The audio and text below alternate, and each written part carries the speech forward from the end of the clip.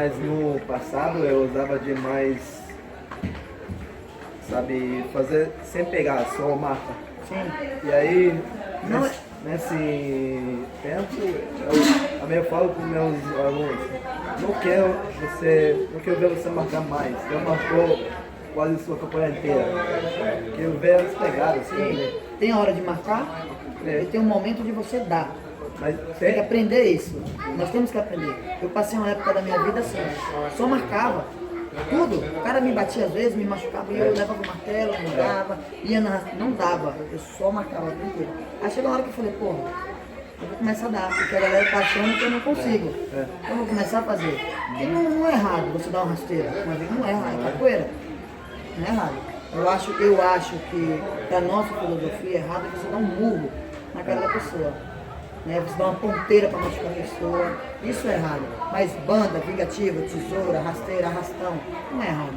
É capoeira. eu acho que também tem aquelas pessoas que se você marca eles também, ele sempre vai pegar a oportunidade. Exatamente. Né? Você Tem chama pessoa- oportunista. Tem pessoas que não aceitam. Tem pessoas que ou você dá ou você não dá. Se você marcar, eles vão. Tem que conhecer eles. Ainda mais se você marcar e falar depois, viu aí? Não acertei porque eu não quis. Tem pessoas que não gostam. E fala, vou dar o seu aqui, peraí. Agora eu vou dar porque eu quero, não vou marcar. Não vai dar. Eu já ouvi você falar muito de confiança. Sim. Então, essa coisa você aprendeu antes do jiu-jitsu, você aprendeu mais? Sim, aprendi antes do jiu-jitsu. O mestre Suassuna sempre passou isso pra gente. Autoconfiança, você tem que ter autoconfiança. Você tem que acreditar em você, né, e o que você faz. E no jiu-jitsu também eu aprendi. Quando você está ali na luta, você tem que acreditar em você. Né? Você chega numa posição, você tem que acreditar na posição. Na capoeira você tem que acreditar no jogo, você tem que acreditar na sua técnica, no que você treina. Né? O jiu-jitsu ele acabou me fortalecendo nesse quesito aí, de acreditar mais. Lá no sítio do mestre Suassuna, a pessoa chega lá, ela tem duas opções lá. Ou fica bom, ou fica bom. Fica o tempo inteiro. Os moleques acordam treinando, come treinando, respira, tudo que faz, tudo. A todo instante você está treinando lá com eles. A minha chegada em São Paulo foi muito interessante, 2008. Eu não lembro a data específica, mas foi depois do Capoeirão, de janeiro. Acho que possivelmente segunda semana de janeiro. Você foi procurando antes de Foi. Eu não lembro bem as datas, mas acho que eu fui pro Capoeirão da primeira vez, escondido do professor de mãe, de todo mundo, em 2000, 2001, não lembro. Antes que você era coreano de ouro, então, como é que a gente se preparou?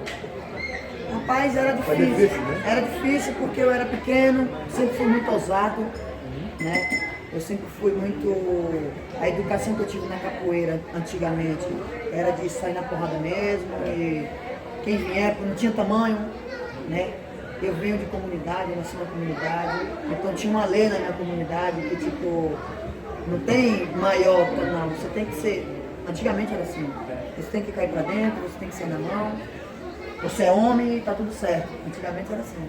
Então quando eu cheguei na Cordão de Ouro, algumas amizades, inclusive a do mestre Coruja, eu fiz assim, né? Joguei com ele, a gente deu um pega pra capar, eu tomei um esporão no rosto, e tentei chutar, tentei dar rasteira. E fiz amizade com o Coruja assim, fiz amizade com alguns outros assim também.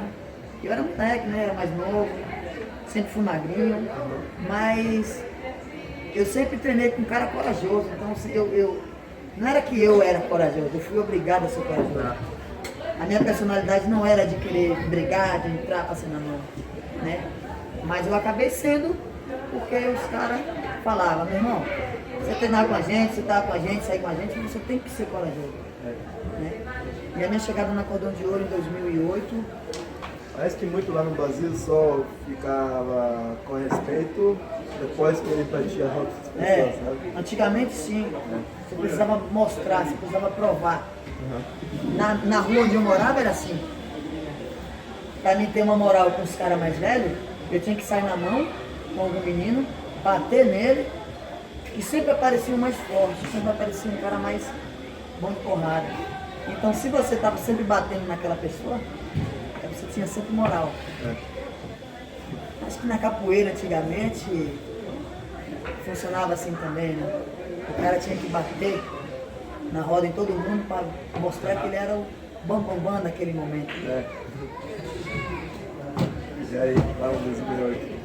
Então, em 2008 eu cheguei em São Paulo, o mestre falou assim pra mim, eu cheguei em São Paulo com uma ajuda do Espirrinho, né, e da Mordaça, que me deram muita força pra mim ir pra São Paulo, foram um dos carros-chefe pra mim estar em São Paulo. Como vocês conhecem antes? Conheci ele, se eu não me engano, eu não lembro, 2005, 2006, eu não lembro muito, né? Inclusive o Espirrinho até me presenteou uma camisa, que antigamente eu pedia camisa pra todo mundo. Hoje eu dou as camisas, mas antigamente eu enchi o saco de todo mundo.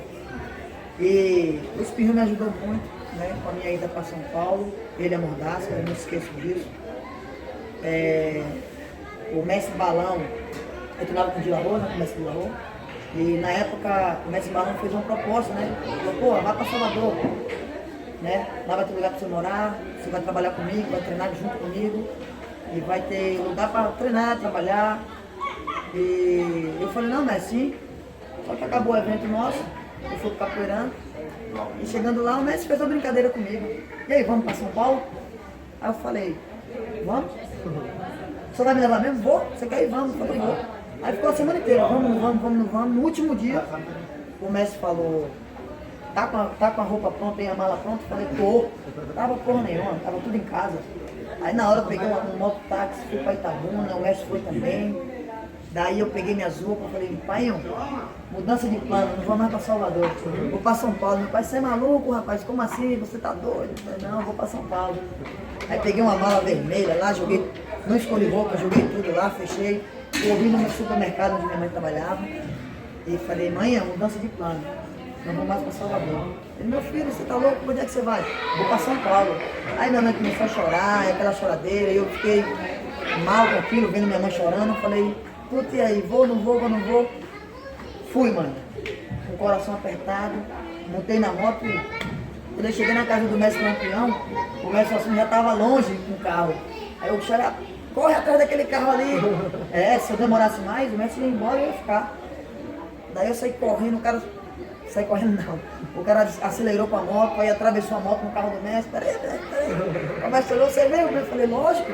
Aí abriu lá, botou minha mala, entrei no carro e fui. Aí o mestre falou pra mim, você tem 3 meses pra você se adaptar. O que era se adaptar? Eu falei, pô, mestre, como assim se adaptar? Ele falou, pô, não é fácil, o grupo é grande, vai ter muita intriga, ciúmes, briga. Você tinha quantos anos? Eu tinha 21 anos de idade. Bem jovem. Bem jovem. Ainda tô jovem. Daí ele falou, vai ter muita briga, intriga, tem pessoas que você vai se dar melhor, tem pessoas que você não vai se dar. Eu falei, não, mestre, tá tranquilo. Né? E ele falou pra mim que se eu não me adaptasse em 3 meses, que ele ia me pegar minha passagem de volta, e ia me mandar de volta para Itabuna. E nisso, 9 anos, né, que eu moro em São Paulo, que eu treino direto com o mestre Façonando tem 9 anos, né, que eu convivo com o mestre, e hoje nós temos um relacionamento de pai e filho.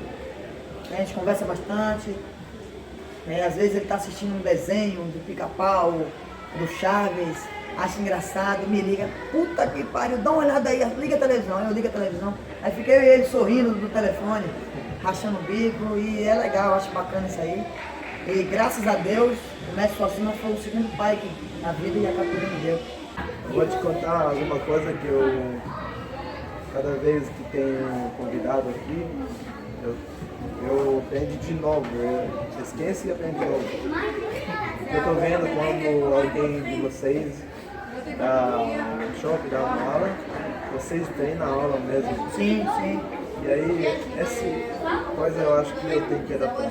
É bom, assim... Porque para alunos dá muita motivação, né? Essa coisa eu peguei do mestre China, né, que foi um dos meus primeiros mestres. Ele sempre foi assim. A gente chegava na academia, o mestre China estava treinando 1h30 antes da gente chegar, suado. Ele dava aula junto com a gente. quando acabava a aula, o mestre China, todo mundo ia embora, o mestre China trancava o portão e continuava treinando com os graduados, poxa. E quando eu cheguei em São Paulo, eu vi isso é do mestre Suassuna. Antigamente sempre era assim, o mestre Suassuna era assim. Inclusive o mestre Medicina também é assim até hoje. O mestre Medicina está com quase 70 anos, e até hoje é assim. Então as pessoas que eu me inspiro na vida da capoeira, na vida particular, são assim. Né? O mestre Suassuna, o mestre de Medicina, o mestre Lomão, o mestre Espirro. E eu cheguei em São Paulo, eu vi o Coruja assim, eu vi o Kibe assim. Né? E eu falei, poxa, o Gaiola é assim. Eu lembro uma aula de Kibe, ele fez só armada, mas essa armada, cara, então, na verdade, o professor é a motivação do aluno, né? Então, quando você está ali no meio fazendo, você acaba motivando os alunos a fazer também. Você precisa de um espelho, alguém precisa imitar, copiar alguém. Então, se você não é a própria experiência, o próprio exemplo, fica difícil para o aluno. Obrigado. Valeu. Axé!